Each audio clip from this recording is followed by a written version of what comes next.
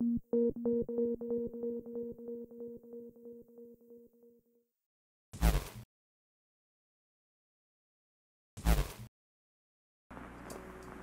the eastern United States, where the Ohio and Kanawha rivers meet, lies a beautifully unsuspecting town known as Point Pleasant, West Virginia.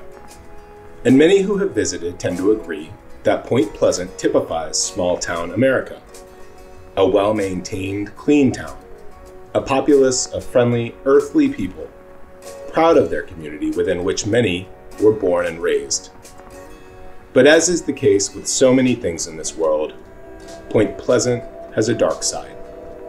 The quiet, idyllic town has a notably mysterious past characterized by conflict, death, and the paranormal. While there are conflicting accounts of exactly when Point Pleasant was established, most historians suggest that the town was first recognized around 1774, which coincided with what is now known as the Battle of Point Pleasant. During the battle, in which Colonel Andrew Lewis and his men defeated a coalition of warriors led by Shawnee Chief Cornstalk, Lewis named the area Camp Point Pleasant. Settlement of the area over the next few years saw the establishment of Fort Blair right around the time of the battle, and in 1776, Fort Randolph, which was the site of Chief Cornstalk's brutal murder in 1777. Some say that as a result of Chief Cornstalk's killing, a curse was cast upon the area. Modern-day Point Pleasant is situated right on the site of the old Fort Randolph. Widespread conflict and violence plagued the region through the end of the 1700s and throughout the 1800s. But it was the 1900s that brought about a closer link between the town of Point Pleasant, the paranormal, and tragedy. November 12, 1966. Two gravediggers working in a cemetery in Clendenin, West Virginia, noticed a strange creature flying from tree to tree along the Elk River. Though the creature was observed from a distance, it was described as a human-like bird with an enormous wingspan.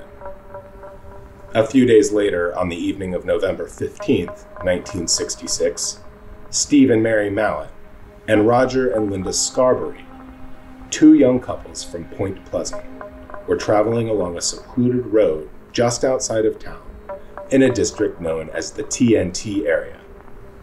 The area was home to a former World War II munitions plant, weapons storage facilities, and associated infrastructure. As the group was traveling in their car, their high beams shed light on a menacing gray creature about the size of a man. The flying creature, who was apparently following the car along the road, was said to have 10-foot wings and piercing red eyes, plainly visible in the dark. These were the first official accounts of encounters with this mysterious creature that would come to be known as the Mothman. The sightings didn't stop there.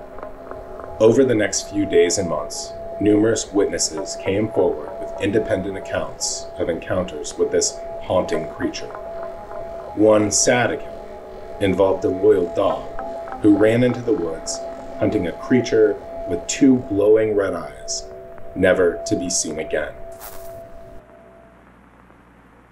A journalist for the Athens, Ohio Messenger immediately took notable interest in the story. Her name was Mary Hyre, and she, through her writing, would help fuel public intrigue around this mysterious being.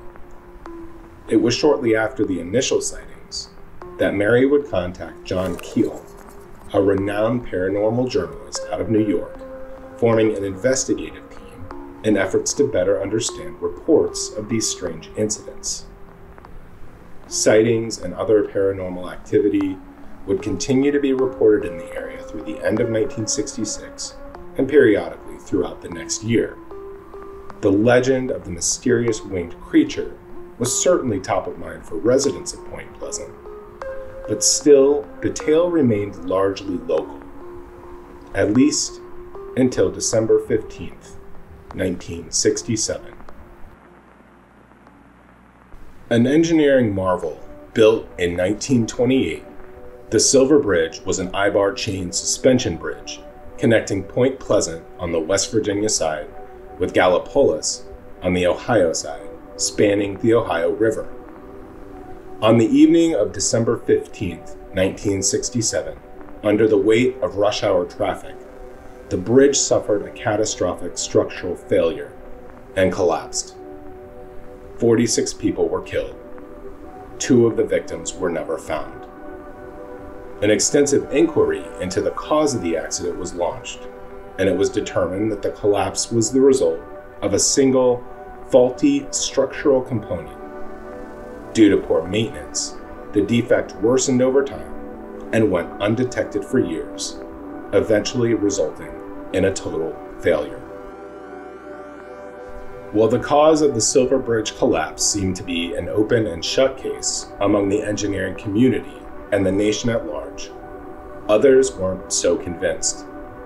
Somewhat consistent reports of encounters with the now famous Mothman had continued from November 1966 through December 1967. After the collapse of the Silver Bridge, the sightings stopped. Many speculated that the Mothman itself was a bad omen, more of a paranormal entity, whose presence over the preceding year foretold the impending Silver Bridge disaster. Thus, the disaster was a catalyst for the legend of the Mothman and its global notoriety to this day. The link between the Mothman and the Silver Bridge disaster was further popularized when John Keel published the Mothman Prophecies in 1975. The publication further fueled the legend's popularity when it was made into a movie of the same name in 2002. While some believe that Mothman is a malevolent cryptid somehow responsible for the collapse of the Silver Bridge, others believe that Mothman is heroic, and sightings associated with the disaster were more so meant to serve as a warning. For years after the Silver Bridge disaster, official encounters with the mysterious creature, now universally recognized as the Mothman, subsided for the most part. But the popularity of the legend has spurred numerous theories of Mothman's association with high-profile, tragic incidents. One example is the Marshall University plane crash in November 1970, in which 37 members of the Marshall University football team were killed. The plane went down just short of the airport in Canovo, West Virginia, not far from Point Pleasant. Mothman has also been associated with another bridge disaster, this one involving the I-35 bridge in Minneapolis, Minnesota. During rush hour on August 1st, 2007, the I-35 bridge collapsed, killing 13 people and injuring more than 140 others. It was said that sightings of a gray, man-like bird were reported in the area the month prior to the collapse. But even with these unlikely pop culture-based rumor-fueled theories, after the Silver Bridge disaster, it was thought that the Mothman had retreated to one of the abandoned bunkers in the TNT area just outside of Point Pleasant, at which point notable sightings seem to have all but ceased. That is, until August 21st, 2017 in Chicago, Illinois. But that probably warrants an episode all on its own. In more recent years, Point Pleasant has built a thriving tourism industry around Mothman. From cafes to museums to hotels to tours, and even the annual Mothman Festival, Point Pleasant and its residents have embraced the creature as a sort of hometown hero. If you're a fan of cryptids and are fascinated with the legend of the Mothman, I'd highly suggest visiting Point Pleasant to pay homage to its rich history and spectacular legend. While you're there, be sure to visit the world-famous Mothman Museum and be sure to support all of the local businesses in the area. You're sure to find some really cool shops and cafes while you're there. My name is Scott, and thank you so much for watching. We're a group of curious and passionate humans creating documentary-style content for those who share our curiosity. ask questions, and seek to dig deeper in a world where almost everything isn't quite what it seems.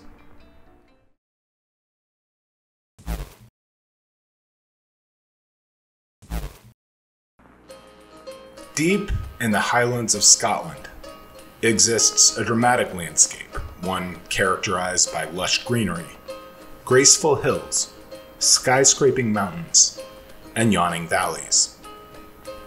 In the eyes of many, the Highlands are a fantastical place, a land populated with rugged, kilt-clad warriors and windswept moors. A mythic land brought to vivid life by the colorful stories of the people who live there.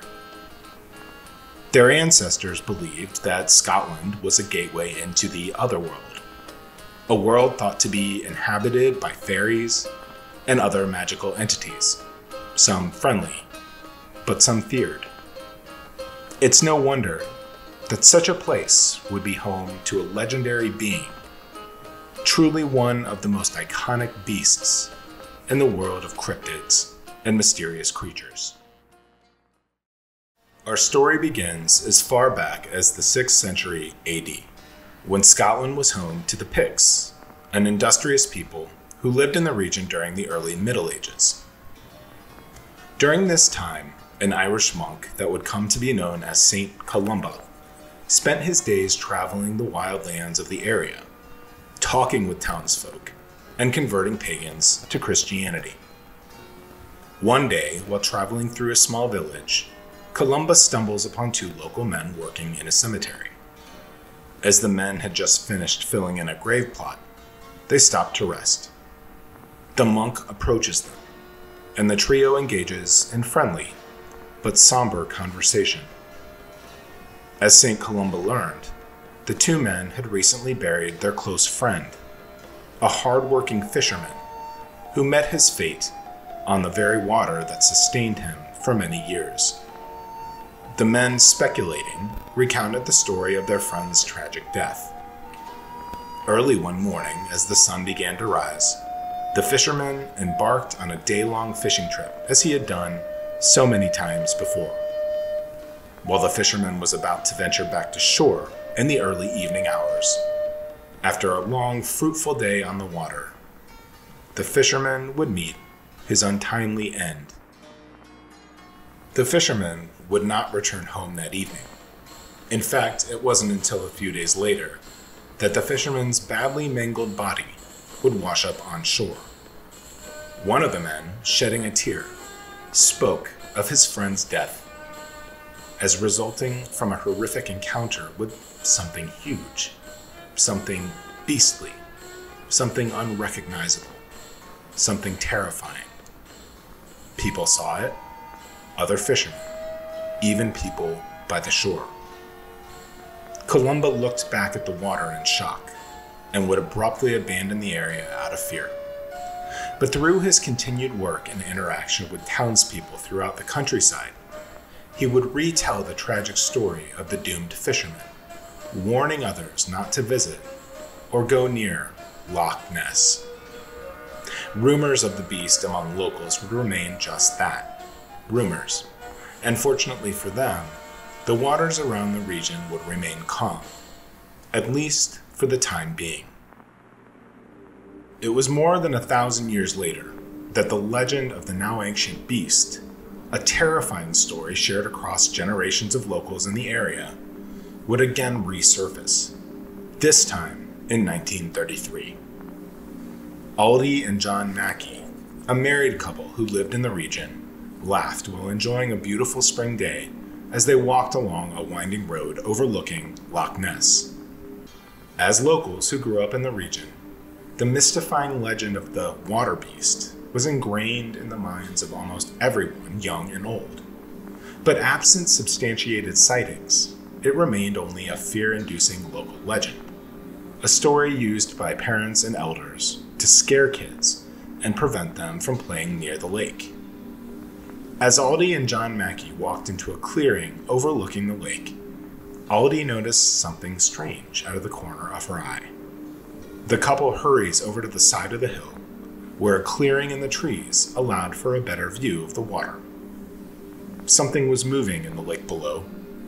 As the water churned violently, an enormous black mass under the water began to take shape.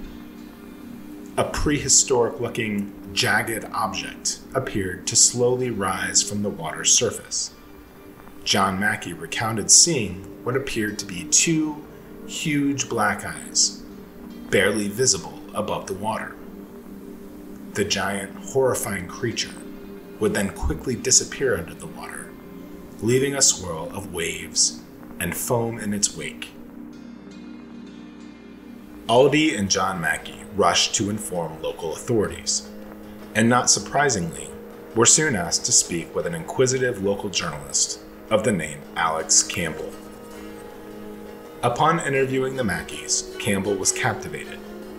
Aldi's vivid account of the gigantic creature would inspire Campbell to publish the first public newspaper article entitled "Strange Spectacle" in Loch Ness, a piece that would ultimately immortalize the legend throughout the Scottish countryside.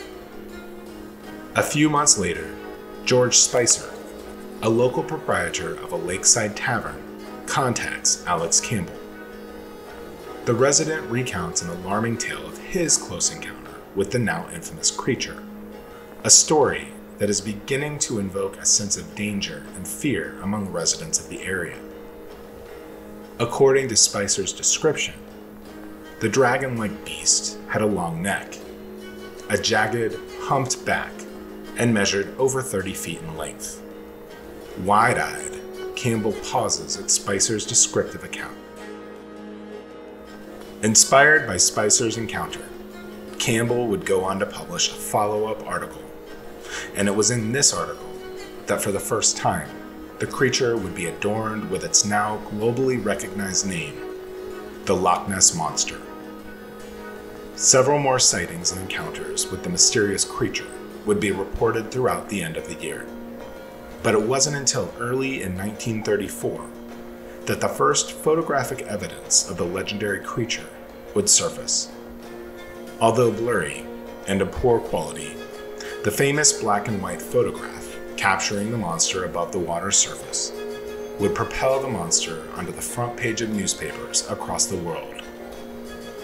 As time progressed, the Loch Ness Monster became a captivating and loved popular culture icon.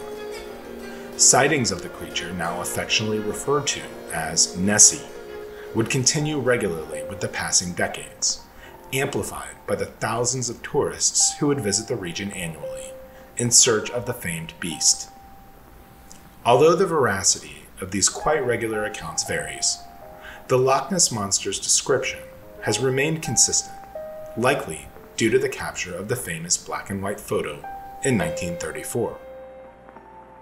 The creature is large, usually described as between 20 and 30 feet in length. It has a long neck, a jagged, humped back like that of a dragon. However, it lacks typical extremities. It has no limbs or feet. It is said to propel itself with large oar-like flippers. And despite its imposing, sluggish appearance, the creature is said to move with surprising speed, both in water and, by some accounts, on land. Nessie's description has led some to theorize about the true nature of the beast's origin. With its long neck and oar-like appendages, some believe that Nessie belongs to an extinct genus known as the plesiosaurs. These ancient marine reptiles existed millions of years ago and swam in the prehistoric oceans alongside lands inhabited by dinosaurs. Their most defining features were their long necks and incredible size. The shortest examples usually measured around 10 feet, while the longest, known as the Elasmosaurus, could reach lengths of over 40 feet. Some scientists and cryptozoologists note that Scottish geology might support this theory. During the Jurassic and Cretaceous periods, most of Scotland was underwater. These bodies of water would have been breeding grounds for the plesiosaurs.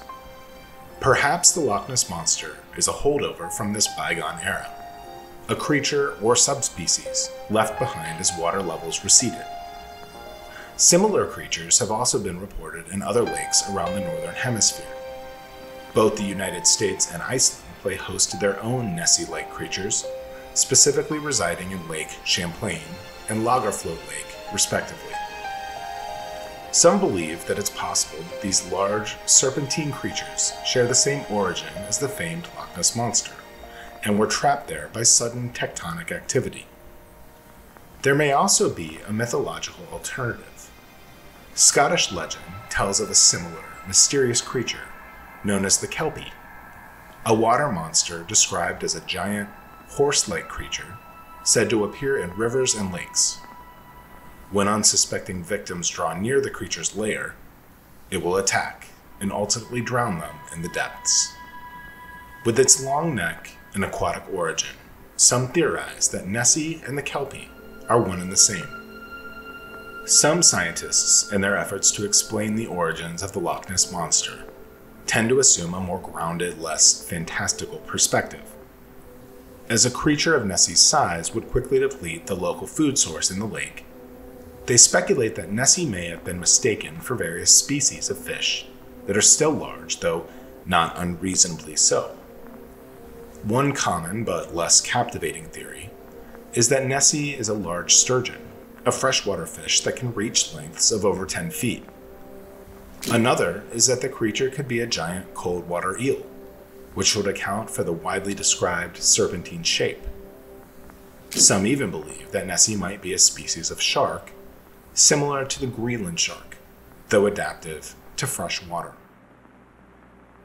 But whatever the case, the mystery around Nessie has fascinated the curious and inquisitive the world over, so much so that it has led many to actively seek her. The first expedition came in 1934, immediately following the sensation surrounding the famous black and white photograph. Sir Edward Mountain, a wealthy English baronet, led the 5-week endeavor. As Sir Edward and his crew combed the lake for evidence, teams of men watched from a distance with binoculars and photographic equipment. Though many photographs are taken by the group, no definitive evidence is found. More recently, in 1987, a group of scientists embarked on yet another expedition titled Deep Scan.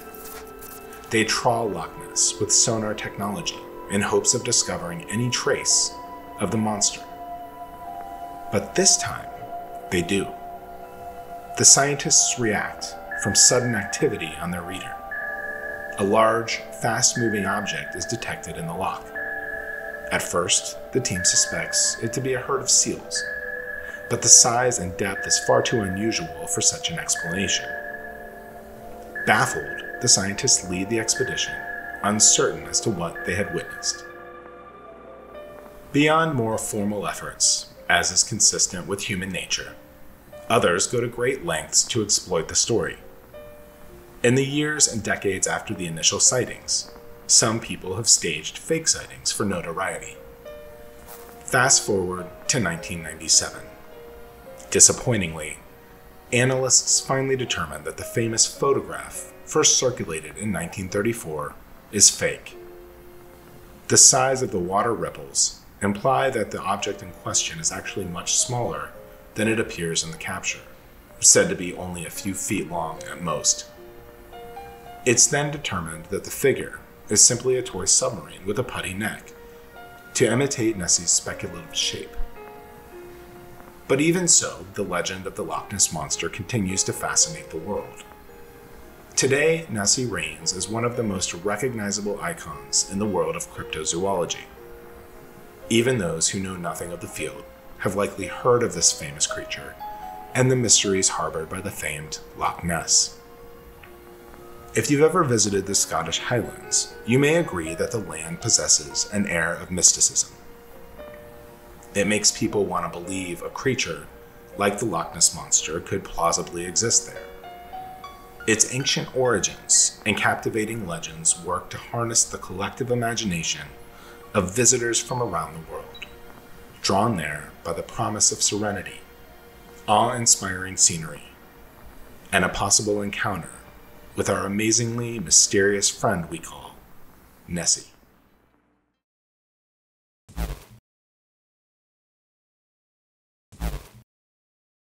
You and a group of friends decided to take a winter skiing trip to northern Maine. You'd heard all the talk about the snow and the pristine forests and wanted to see it for yourselves. You rented a place in far western Aroostook County, a small log hunting cabin tucked in the woods. Although there was firewood at the cabin, you all wanted to check out the scenery. After bundling up and putting on some cross-country skis, you and your friends set off through the newly fallen snow to enjoy the full majesty of a winter morn. The wind was so cold that it felt like icy needles hitting your skin. Powdery snow flew with the slightest breeze. All around, there were birds chirping, squirrels scampering about, and glistening snow clinging to every surface like a blanket.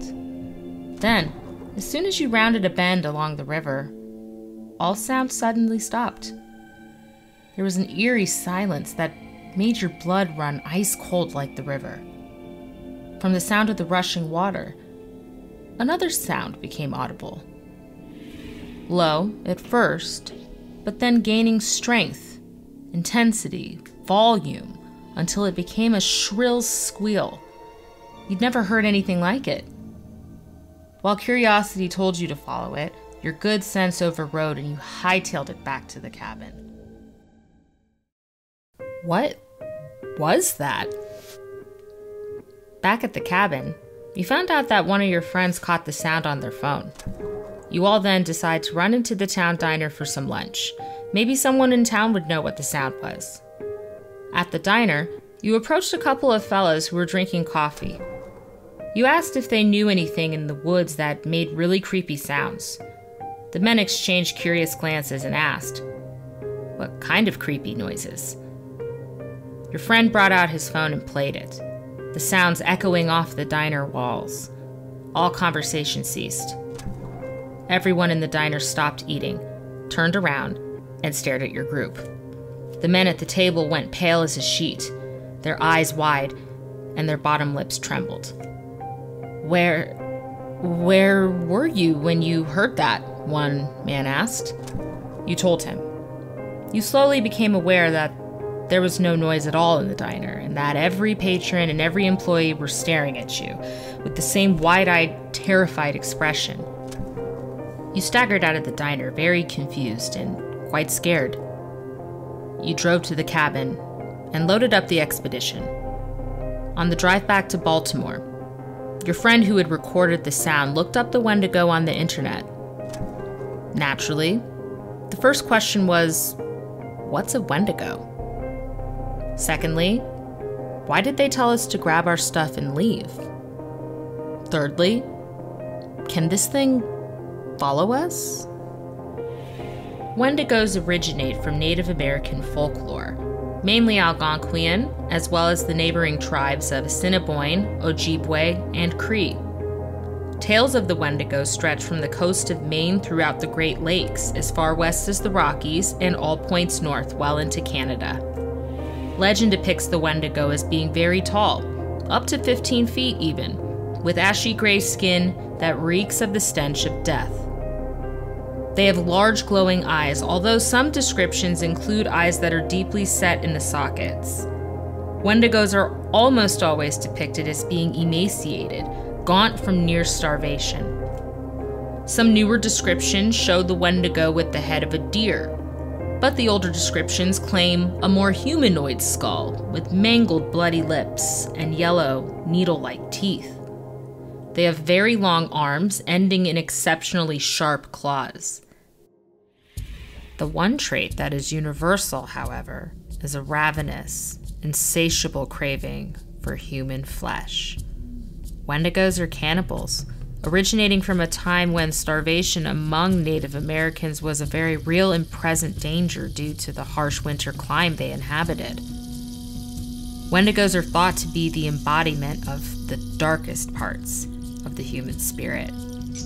They are synonymous with greed, excess, and gluttony. Algonquian tribes call Wendigos spirits of lonely places, since they are often found deep in the wilderness during the stark winter months. Another translation is an evil spirit that devours mankind.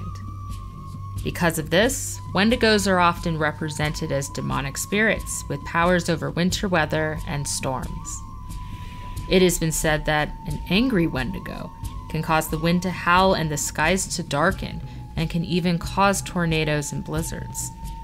Another supernatural power attributed to Wendigos is the ability to influence humans and to possess them entirely. They are not the creatures that chase humans for prey. Instead, Wendigos isolate humans out in the wilderness and either attack them or possess them. If a Wendigo eats a human, the human should consider themselves to be lucky. If the Wendigo possesses the human then becomes another Wendigo, cursed to roam the land, forever ravenous and craving human flesh. Wendigos do not discriminate. They will eat man, woman, or child. It is also believed that as the Wendigo consumes flesh, it grows in size and appetite. Yet, no matter how much it eats, the insatiable hunger will never be satisfied. Anthropologists believe that the Wendigo was created after the Native Americans came into contact with Europeans. As mentioned earlier, the Native Americans lived where winters were very hard. Bitter cold, deep snow, and scarce food were all a part of their daily reality. Wendigos can be attributed to survival instincts and preservation of the greater good in the Algonquian mindset. Wendigos are associated with gluttony and greed, two traits that could decimate a tribe in the winter. How? Native Americans would store food for the winter because they knew that food would be scarce. If a member eats more than his or her allotted share, it would be taking food away from someone else. Without enough food, famine and disease could wipe out entire tribes. It is thought that the Wendigo was once a hunter who got stranded, nearly starved to death, and then, to survive, turned to cannibalism. The concept of the Wendigo could have been conjured up by the Native Americans to serve as a warning against gluttony, greed, and excesses of all kinds, but it was for their own survival. In time, the concept could have become real, or it could have become so ingrained in the collective consciousness of the tribes that the legend took on a life of its own. With that being said, the Wendigo is a smooth operator. It chooses its prey very carefully. It's rumored to isolate those that have negative self-destructive natures and plays upon those attributes. Ultimately, it's not very well understood why the Wendigo chooses to eat some and to possess others. Native Americans even had a ceremonial dance to strengthen the warning about the Wendigo.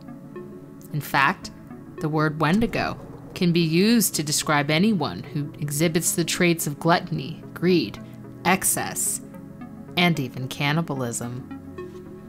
Is there something that can be proven about the existence of the Wendigo, or is it just a myth?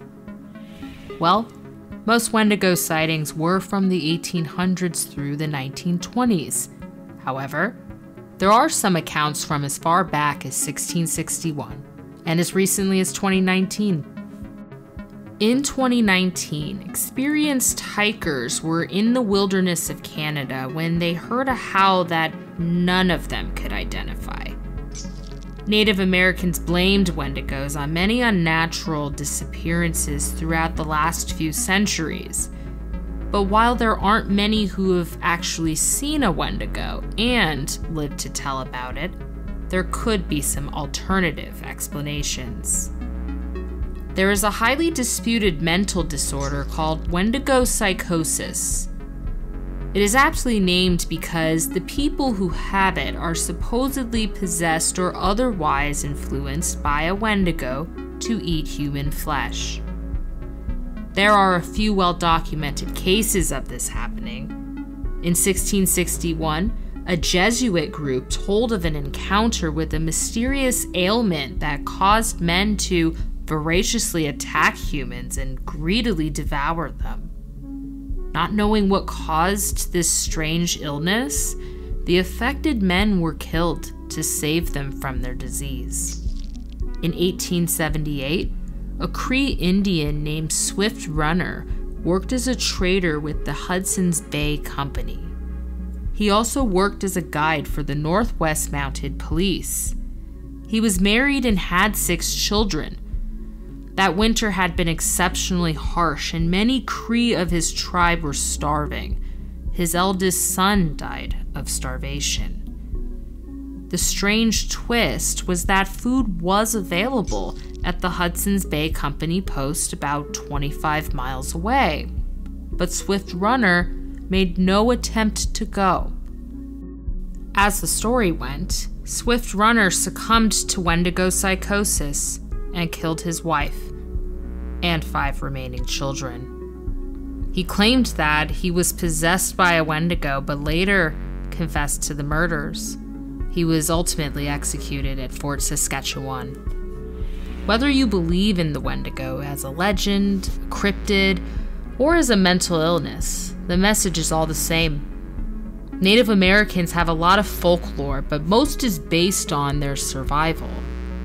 In the case of the Wendigo, gluttony could cause widespread devastation, famine, starvation, and death for the entire tribe. Many cultures have similar legends trying to discourage excessive and self-destructive behavior among its people, but few have legends that can eat humans and possess them to become cannibals. Whether real or imagined, the Wendigo is a terrifying creature that can curse you to live out the rest of your life by preying on mankind for its flesh, with a ravenous glut of insatiable hunger. It seems that death is the only hope for a Wendigo.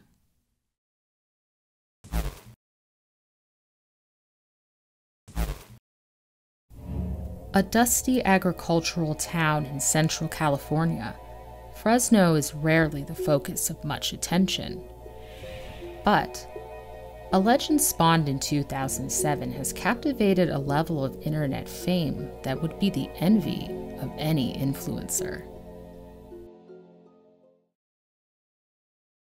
In a quiet Fresno suburb, in the dark early hours of the morning, a man named Jose awoke with a start. His dogs were barking. Something was strange about their barks, so Jose got up to see if he had an intruder. He flipped on his small TV monitor for a view of the front yard from a security camera he mounted on the porch. Looking at the screen, Jose caught a quick glimpse of a moving figure at the edge of the frame, but he wasn't sure what he saw. So he played back the tape and finally saw something he didn't believe and could not explain. Excitedly, Jose woke up his brother to show him the footage, but neither of them had any idea of what they were looking at.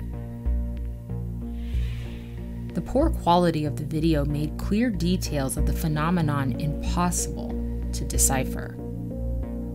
The armless, headless figure strolled across the lawn, moving like a man limping on a crutch. What was certain, however, is that what Jose and his brother saw was not a man, but rather a ghostly white, lanky humanoid, skimming its way across the grass on stilt-like legs with backward-bending knees. It appeared to be about 4 feet tall with pointy feet, yet missing the top half to its body. That space was just an unclear blob, where the legs connected. Some even claimed they could see webbing in between them. Jose was terrified and vowed to get an explanation. Once the sun was up, he took his security camera footage to a paranormal investigator who worked for Univision, named Victor Camacho. Camacho noted how frightened his new client seemed to be, and when Jose was interviewed by him, he didn't even want his face on camera.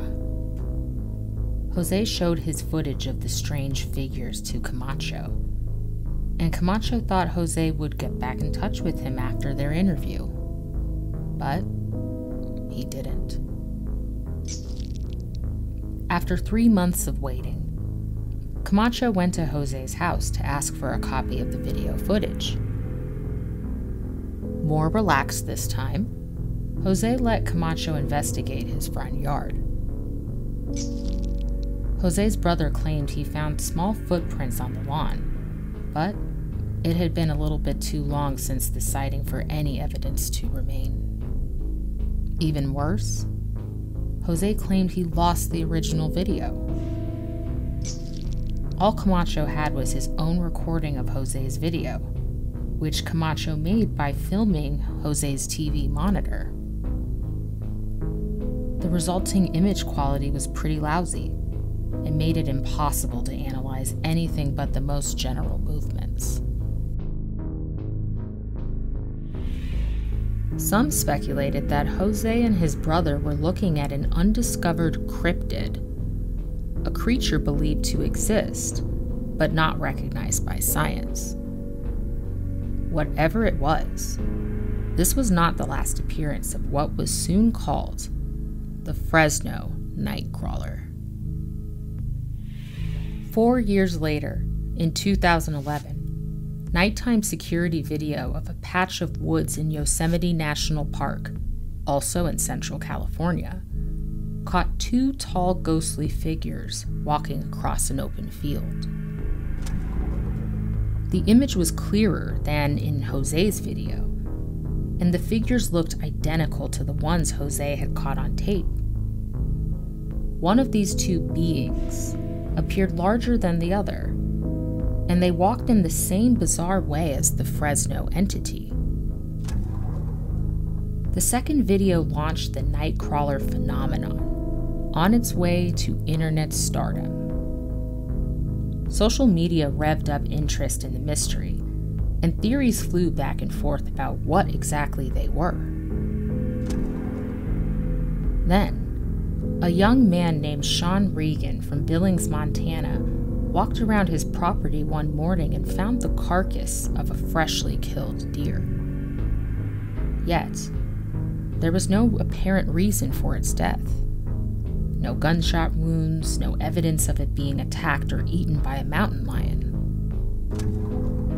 Sean checked his security camera recording for a possible answer, and it briefly showed a very dim white figure in the corner of the screen, near where the carcass was found.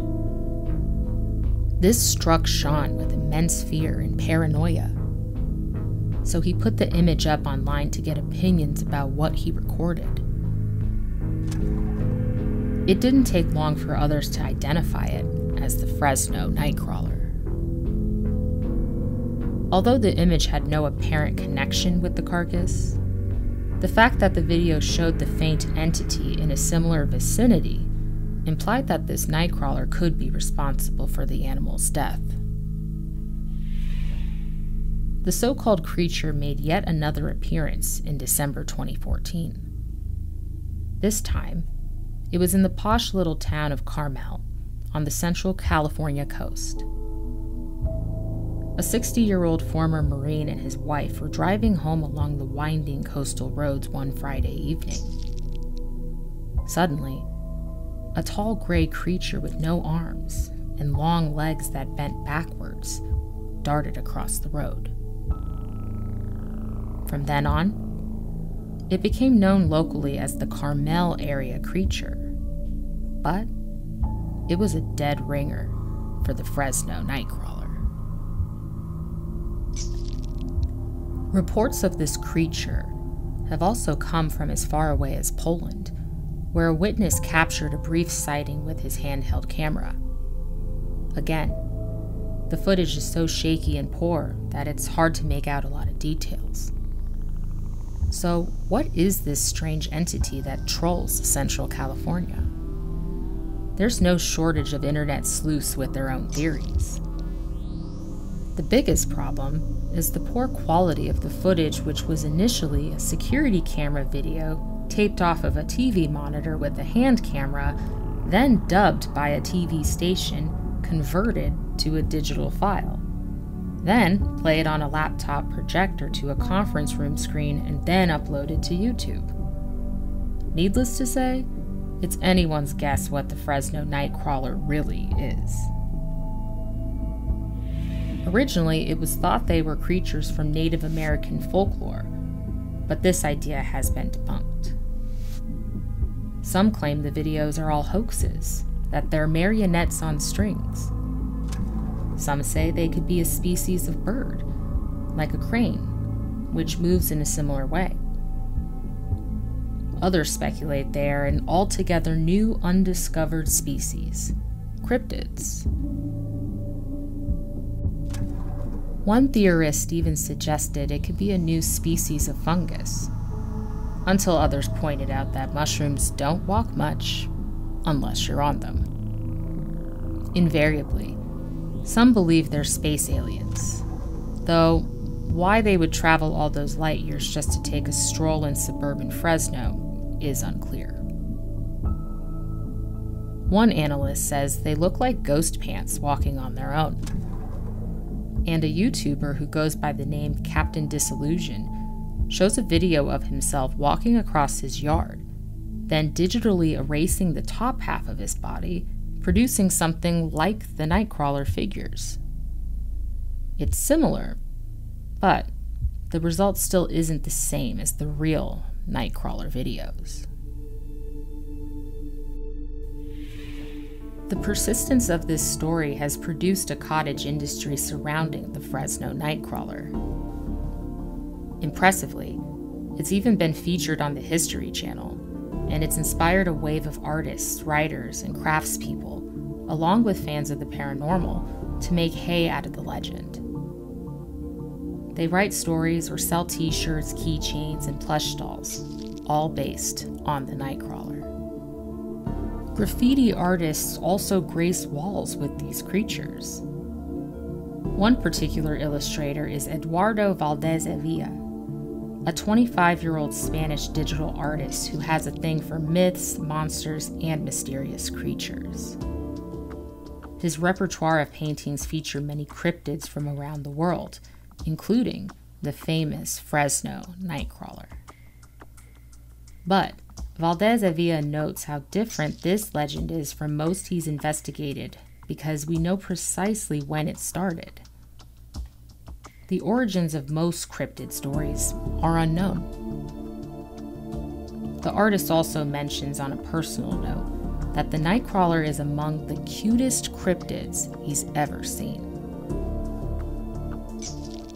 Another local artist named Splotch sports earrings she bought at a Nightcrawler festival and thinks the creature is a California version of the Chupacabra monster, said to stalk Mexico and the Caribbean.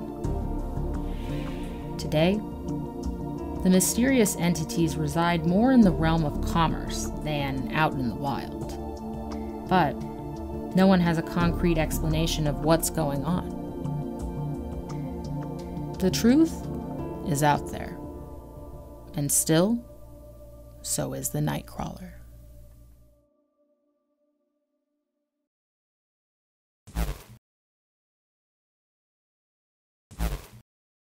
You've heard the tale of the Headless Horseman, haunting a small bridge in upstate New York.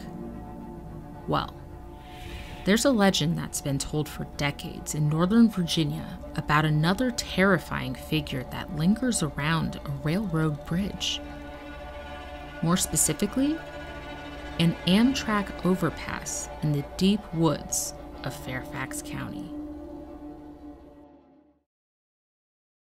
As the story goes, back in 1904, there was an insane asylum established in the remote village of Fairfax Station near Clifton, Virginia. The local residents hated having such a place in their quiet rural community. After much protest and legal action, the village eventually had the asylum shut down. Its inmates were boarded onto a bus to be transferred to Lorton Prison. Along the way, As the bus coursed through the winding country roads, something caused it to swerve wildly. The driver lost control, causing the bus to run off the side of the road and crash. The inmates immediately scrambled out of the bus and fled into the surrounding woods. It took a major police effort, but the forest was scoured and all the escapees were finally rounded up, except one. Douglas Griffin was never recovered. According to the story, after the bus crashed, Griffin murdered a fellow escapee named Marcus Walster and then disappeared into the forest, never to be seen again. Over the next few weeks, locals began to discover carcasses of dead rabbits in the woods. Some of them were gutted, half-eaten, and hung from the bridge at Fairfax Station in a grisly display. People claimed it was Griffin's work, that he was killing and eating rabbits to survive. The story sent a chill throughout the community. Then one Halloween night, a gang of teenagers were hanging around the Fairfax Station bridge. At the stroke of midnight, they were suddenly attacked. One version of the tale says they saw a bright light just before they were jumped. No one knows the details of what happened, but the next morning the teenagers were found hanging from the bridge, gutted just like the rabbits before them. It wasn't long before the site was dubbed the Bunnyman Bridge. The teenage murders were blamed on the escaped mental patient, Douglas Griffin. The account endures to this day as a spooky tale with a grim warning. If you go to the Bunnyman Bridge at midnight on Halloween, you'll be gutted and hanged. This creepy tale first came to a local boy named Brian Conley back in 1976. The version he heard said that the Bunnyman had killed 2 disobedient children in Clifton. Other versions involved animal mutilations. Conley just wrote them all off as ghost stories, child's play.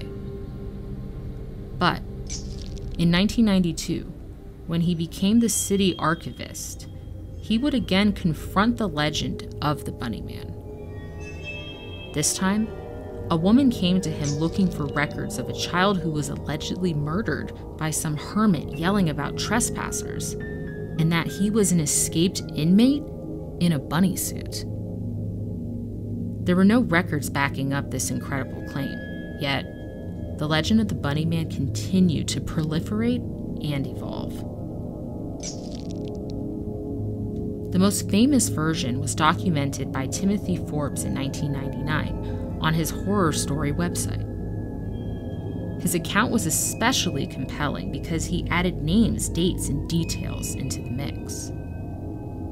Forbes's report concluded by telling readers to check with the Clifton Town Library to verify the facts. Conley began to dig and discovered that most of the story was false. But it exposed a real story that was, in some ways, creepier than the original legend. A Washington Post article from October 1970 reported that an Air Force Academy cadet named Robert Bennett and his fiancée were sitting in a car on Guinea Road in Fairfax. They were in town for the Air Force Navy football game and were parked that night near Bennett's uncle's house. Around midnight, while still together in the car, the couple was attacked by a man in a white suit and bunny ears, who stormed out of the woods screaming at them. He yelled that they were on private property and that he had their tag number. Then, to their complete shock, he threw a wood-handled hatchet right at them. It smashed into the windshield, shattering glass everywhere. The mysterious figure then vanished. Luckily, the couple wasn't hurt. Police took the hatchet into evidence, but that was their only clue. They had nothing else to go on. Then, about 2 weeks later on Halloween night, there was another Washington Post report. This was an account of 6 cops showing up for a call by a private security guard named Paul Phillips. He was only a block from the original Bunny Man sighting, and he claimed he saw the man-beast on the porch of an unoccupied house that was still under construction. The man was holding a long-handled axe. Phillips said he began talking to the guy, who started chopping a pole on the porch with his axe. He described the man as about 5 feet 8, 160 pounds, and in his early 20s. The man argued that people were trespassing all the time, and that if they didn't get lost, he'd bust their heads. Phillips said he walked back to his car to grab his handgun, but the axe-wielding rabbit man raced off into the woods. Conley's research uncovered more reports, including one where somebody calling himself the Axeman phoned a local city park official and threatened him about messing up his property. He demanded a meeting that night to talk about it. The cops set up a stakeout at the meeting place, but the Axeman was a no-show. Yet another report had a local teenager claiming he knew the Bunny Man to be an older teenager, but nothing ever came of it. From this point on, like the classic game of telephone, the story mutated and spread, even showing up in a 1973 term paper at the University of Maryland. Within a few years, children were swapping stories about a man in a bunny suit chasing kids through the woods with a hatchet. One version involved a guy eating bunnies. The tale bounced from one storyteller to another, accruing more terrifying details along the way. Conley finally tracked down the still married couple from the car, who were the first victims attacked by the mysterious figure. They confirmed their account and provided very specific details about that evening. As it turns out, when they originally reported the attack, they admitted they didn't get a good look at the Axeman. They described him at the time as dressed in white or light-colored clothing and may or may not have had something on his head. And that was it. Somehow, between theirs and the newspaper's reports of it, their observation of something on his head morphed into bunny ears. An urban legend was born.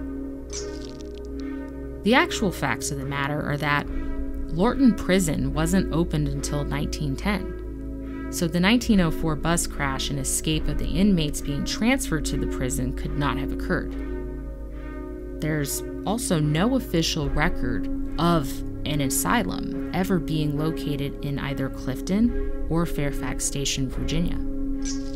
There's no official record of a Douglas Griffin ever existing or of any kids being murdered in such a gruesome way.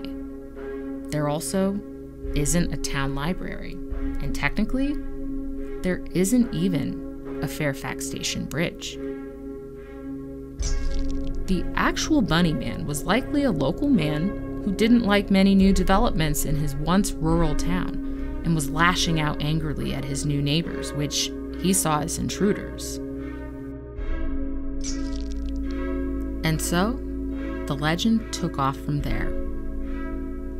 Today, the Bunny Man is more tourist attraction, urban legend than actual threat. You can purchase Bunny Man t-shirts and Bunny Man beer. There's even an international horror movie franchise based around it. Overall, there's nothing left but a story so impactful that even Google Maps identifies a little Amtrak overpass in the deep woods of Fairfax County as the Bunny Man Bridge. A creepy tunnel where kids like to hang out, scare each other with tall tales, and imagine they'll finally confront the Bunny Man. My name is Ashley, and thank you so much for watching. We're a group of curious and passionate humans, creating documentary-style content for those who share our curiosity, ask questions, and seek to dig deeper in a world where almost everything isn't quite what it seems. We are Mystery Syndicate. If you like what we do, please consider subscribing to our YouTube channel, leave a comment, and give this video a like. And to be notified when we post new videos, hit that notification bell. Also, check us out on Facebook, Instagram, Twitter, TikTok, and for exclusive merchandise and our blog, visit our website at www.mysterysyndicate.com. And for those that wish to support our channel, please visit Mystery Syndicate on Patreon. We have a variety of new patron tiers with tons of great benefits. If you want to see your name on a future video, be sure to check it out. From all of us at Mystery Syndicate, thank you for watching.